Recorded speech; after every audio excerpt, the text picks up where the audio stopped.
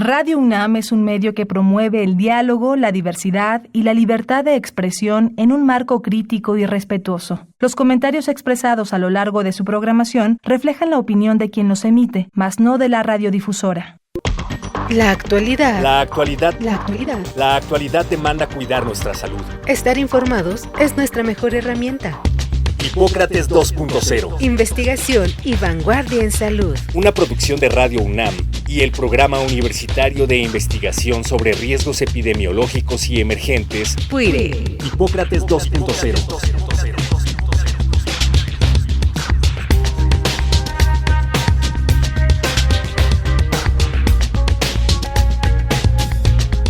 Hola, ¿qué tal? Bienvenidos a Hipócrates 2.0. Yo soy Mauricio Rodríguez, los saludo con muchísimo gusto como cada semana. Qué bueno que nos están acompañando aquí en Radio UNAM una vez más. Se está acercando el final del año y con esto pues nos gusta siempre voltear para atrás para ver qué es lo que ha ocurrido más relevante en materia de salud y ciencia. Y vamos a preparar este programa y el de la semana entrante para hacer un breve recuento sobre lo que ha ocurrido en materia de salud e investigación más relevante y hacer una especie de reflexión sobre las epidemias en curso, los brotes y algunos de los sucesos más importantes que pues vale la pena dejarlos cuando menos en un compendio de información sobre lo que pasó este año que ya está a punto de bajar la cortina. Así que sin mayor preámbulo, vamos comenzando. Dengue. Alerta internacional por el incremento en la incidencia de esta enfermedad en América y Asia. Así es, pues desde el año pasado, en el 2023, habíamos visto varios países que tuvieron emergencias por sus epidemias locales de dengue. Este año las cosas siguen al parecer complicándose un poquito más, sobre todo en la región de América y en Asia. En particular me enfoco a América, que es el vecindario que nos compete.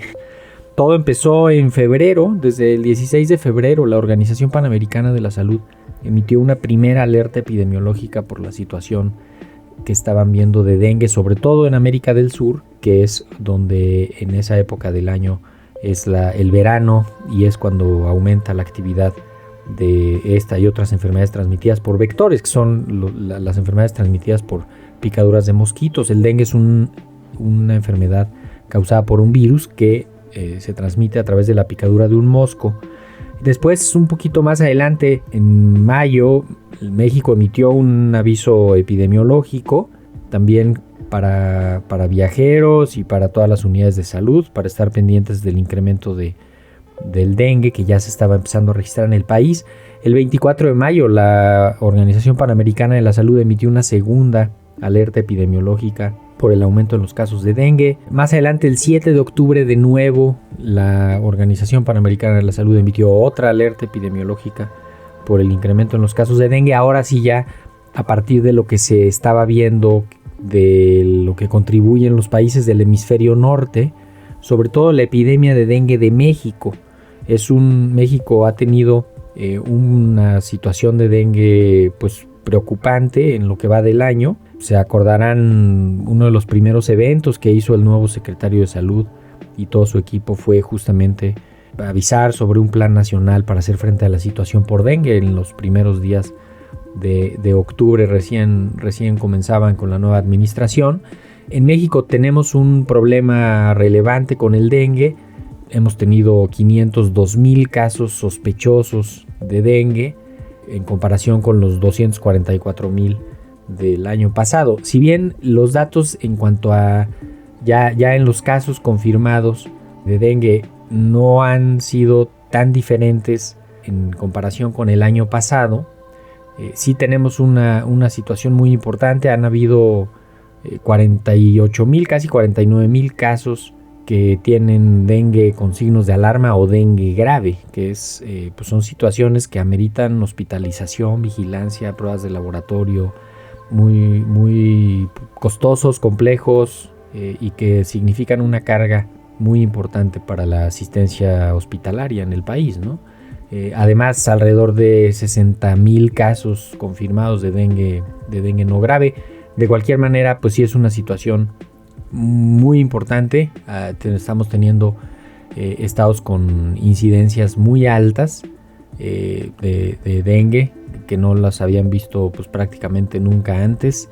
Guerrero, Colima, Baja California Sur, muchos estados que están viendo muchos más casos de dengue de lo que se había visto. Aquí en la Ciudad de México no percibimos tanto el problema, porque son pues prácticamente muy poquitos los casos que hay en la ciudad. No hay circulación del mosquito aquí en la ciudad, no hay propagación del virus así ya sostenida aquí en la ciudad, así que pues difícilmente se percibe, ¿no? Pero en cuanto uno se asoma a los estados en donde sí hay circulación y sí hay muchos casos, pues la gente lo confirma, los reportes epidemiológicos lo confirman, así que pues sin duda ocupa el primer lugar en los problemas de salud que tuvimos en el 2024, y se suma con otro, lo digo de pasada, también la actividad de la enfermedad causada por el virus Oropuche en América ha estado llamando la atención.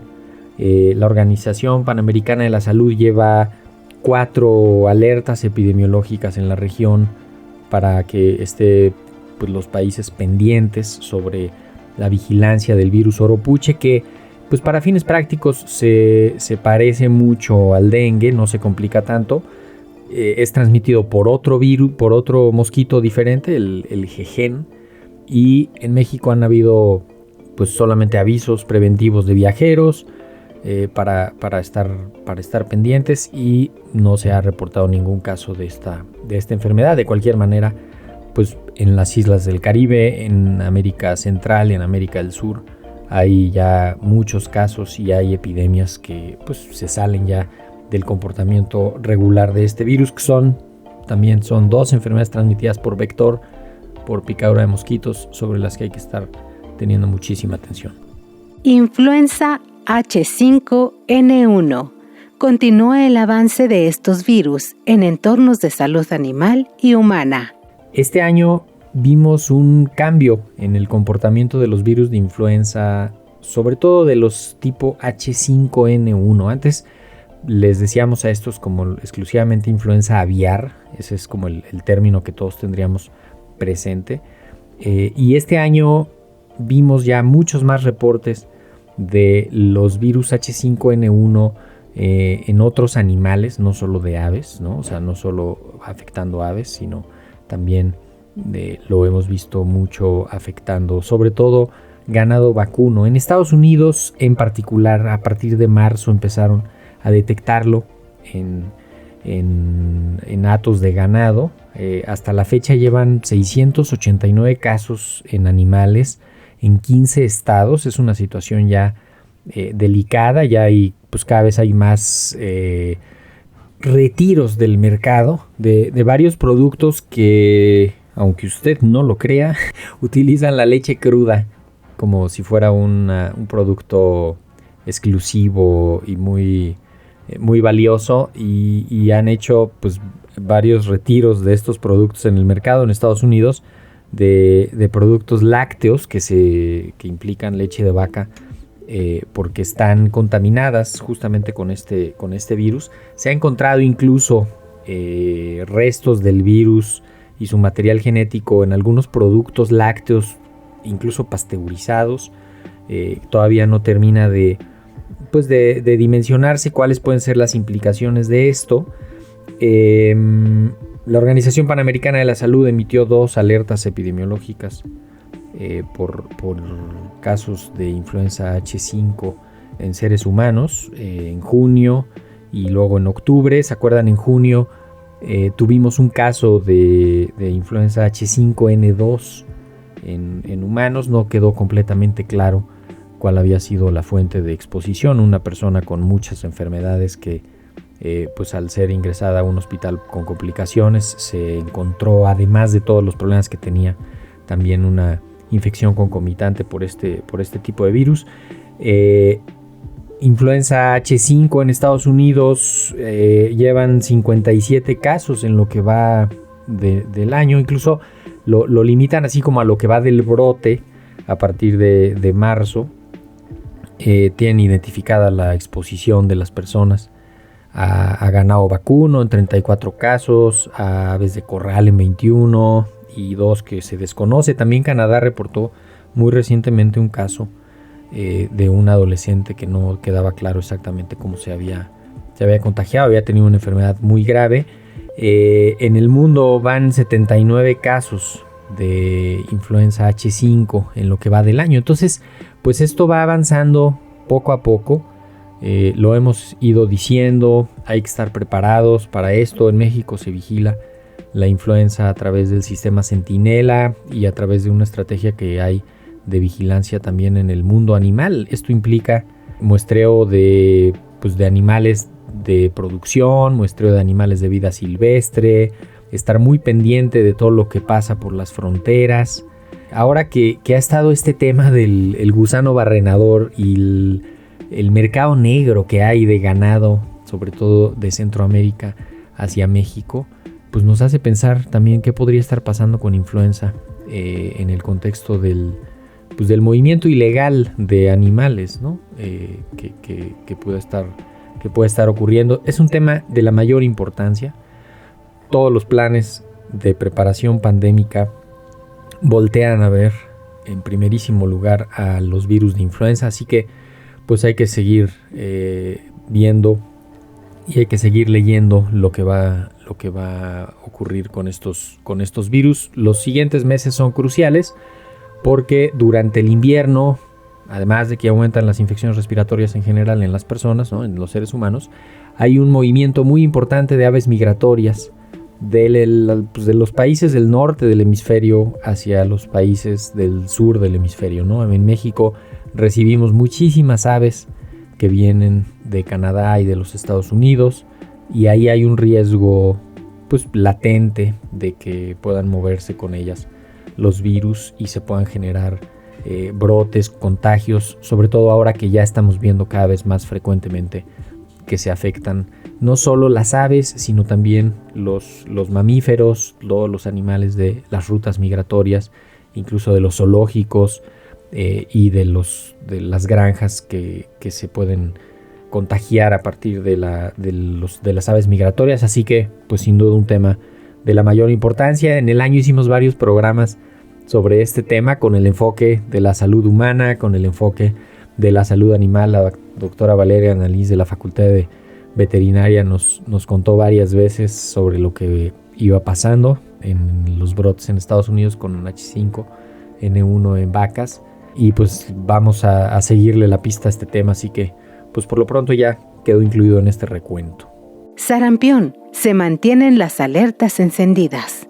Así es, en este 2024 que se está por terminar, el sarampión se mantuvo en alerta en varios países. En la región de América, desde luego, hubo un par de alertas epidemiológicas de la Organización Panamericana de la Salud en junio y luego en octubre otra respecto al incremento en el número de casos, sobre todo por algunos brotes que se habían detectado en los Estados Unidos y en Canadá.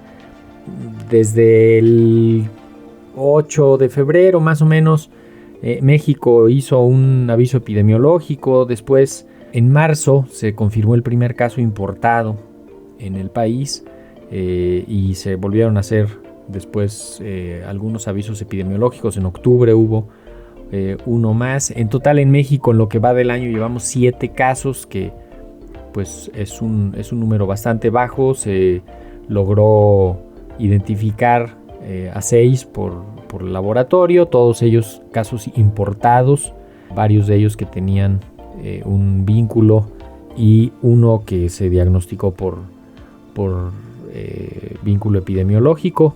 Son, pues insisto, pocos casos, pero siempre el riesgo del sarampión muy alto, sobre todo tomando en cuenta que tenemos coberturas de vacunación bajas, de acuerdo a lo último reportado por la ENSANUD. En 2023 andábamos como en 71% de cobertura de vacuna contra sarampión en los pequeñitos de 12 meses, y eso pues desde luego abre la ventana para que de entrada esta población esté más desprotegida porque no está vacunada, pero además con los años se van acumulando el número de personas que no están completamente vacunadas contra esta enfermedad, y eso puede favorecer la reintroducción del virus que circule en el país.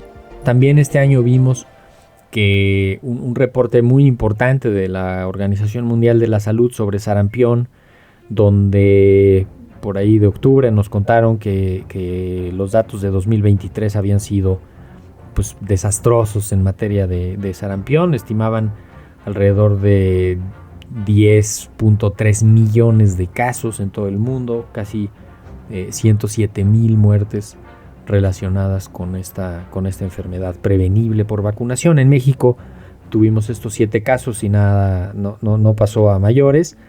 En lo que va del 2024 reportan alrededor de 500,000 casos la Organización Mundial de la Salud. En Estados Unidos han tenido un aumento en el número de casos. Este año tuvieron 289 casos, la gran mayoría de ellos en personas no vacunadas. Prácticamente 9 de cada 10 casos que ocurren en los Estados Unidos ocurren en personas no vacunadas que deberían de estar vacunadas de acuerdo a su edad.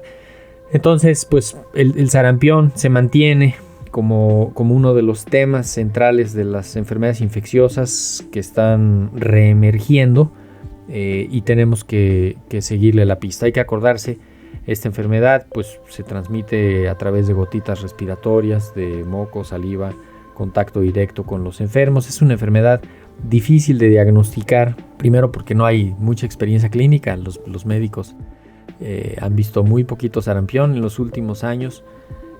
Solo los más experimentados sabrán reconocer los casos. De cualquier manera, hay un protocolo para el diagnóstico, hay unas guías de práctica clínica para el manejo y reportes pues semanales y notificaciones inmediatas de casos sospechosos. Hay que cuidar a los que tengan catarro o alguna enfermedad de estas exantemáticas que tienen manchitas en la piel, y siempre completar los esquemas de vacunación, sobre todo en la primera infancia. Todos los menores de 4 años deben de tener cuando menos 2 dosis de vacuna contra el sarampión. Así que pues también sigámosle la pista a la evolución de la epidemia de sarampión, de los brotes de sarampión, y a ver el año que entra cómo viene. Mpox, nueva declaración de emergencia de salud pública de importancia internacional. Con esta enfermedad Mpox, que en alguna otra ocasión se le llamó viruela símica, viruela del mono, pero que después ya se le prefirió decir Mpox para evitar discriminación y estigma en torno a la enfermedad. El 14 de agosto la Organización Mundial de la Salud declaró a esta enfermedad como una emergencia de salud pública de importancia internacional. Esto porque en ese momento se configuraron 3 puntos que hacen que las cosas se declaren emergencias de salud pública de importancia internacional, que son, pues, lo primero es que es un evento extraordinario, lo segundo es que hay riesgo de diseminación internacional, y lo tercero es que se requiere coordinación internacional. Seguramente también se acordarán que esta enfermedad ya la habíamos estado escuchando desde el año 2022, desde principios del 2022 había habido ya información sobre esta enfermedad. Ya se había declarado como una emergencia de salud pública de importancia internacional desde aquella vez, y lo que encontró esta vez la Organización Mundial de la Salud es que empezó a cambiar el comportamiento en una zona de África en torno a esta enfermedad, en particular la República Democrática del Congo, Burundi, Uganda, empezaron a tener un aumento en la transmisión de este virus, y cuando completaban ya los análisis genéticos se dieron cuenta que era un virus diferente del virus que había estado circulando desde el 2022, que era un virus que se puede contagiar más fácilmente, que estaba afectando a otro tipo de poblaciones, sobre todo a menores de edad.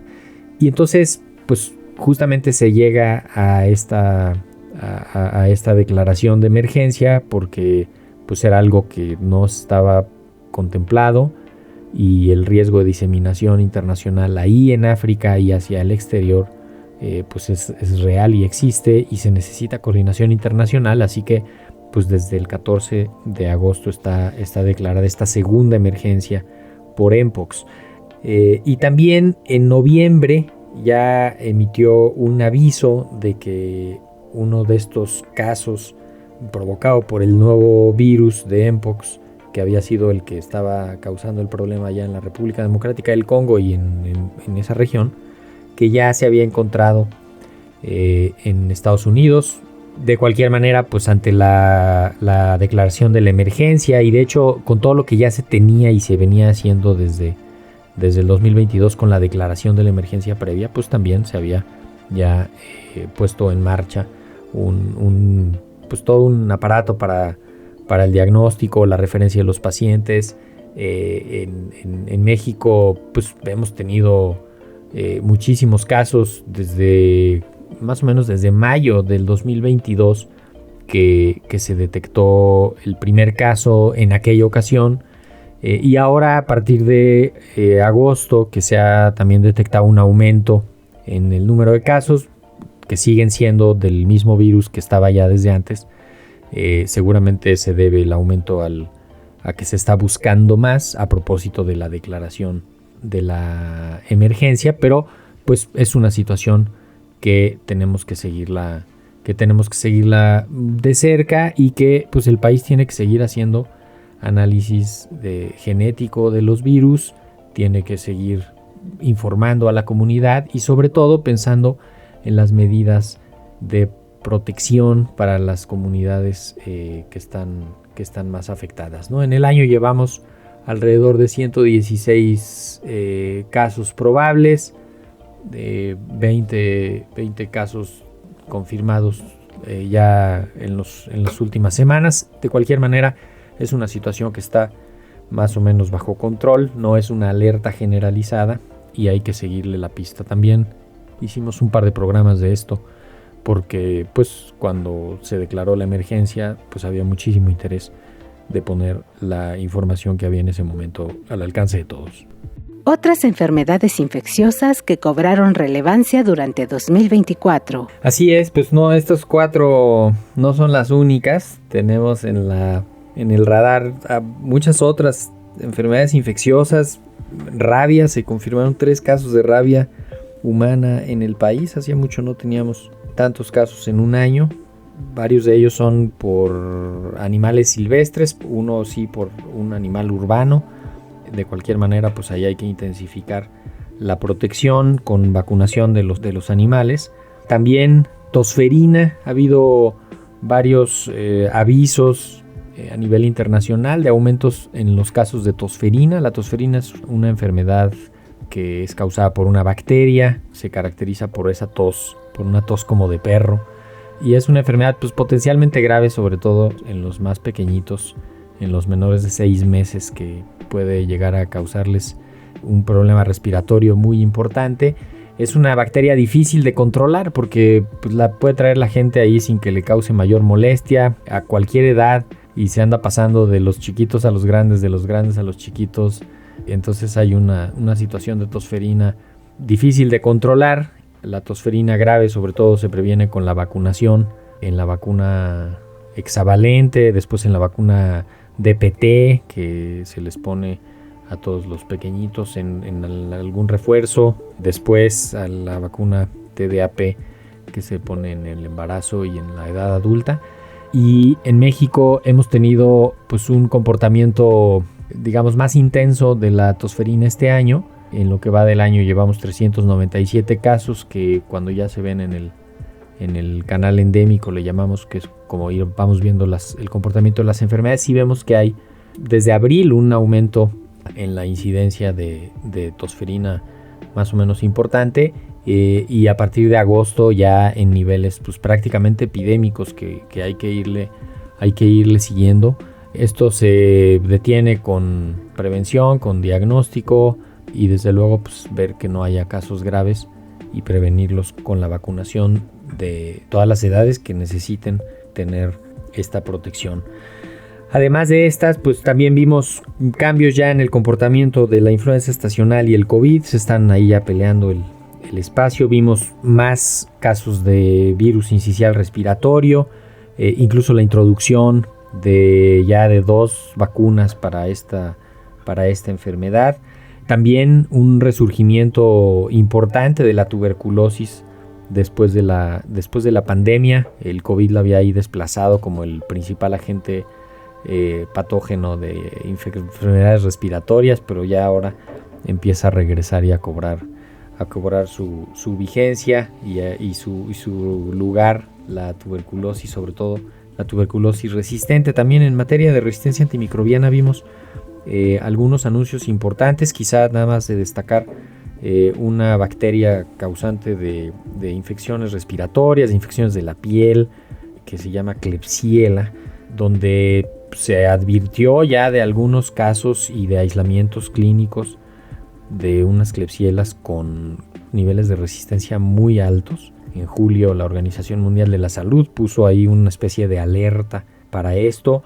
También se vio algunas otras bacterias, una Campylobacter que causa infecciones gastrointestinales también con niveles altos de resistencia. En México reportamos en la red PUCRA de la UNAM un aumento muy importante en la resistencia de varias bacterias, entre ellas una que se llama Acinetobacter, que da infecciones sistémicas muy importantes, sobre todo en pacientes hospitalizados. Y pues a seguirle la pista a la resistencia antimicrobiana. El tiempo se nos está viniendo encima. En el programa de la próxima semana voy a platicar con el doctor Samuel Ponce de León sobre pues algunos de los otros sucesos más importantes de salud en el 2024, así que la próxima semana lo completamos ya para ir diciéndole adiós a este año.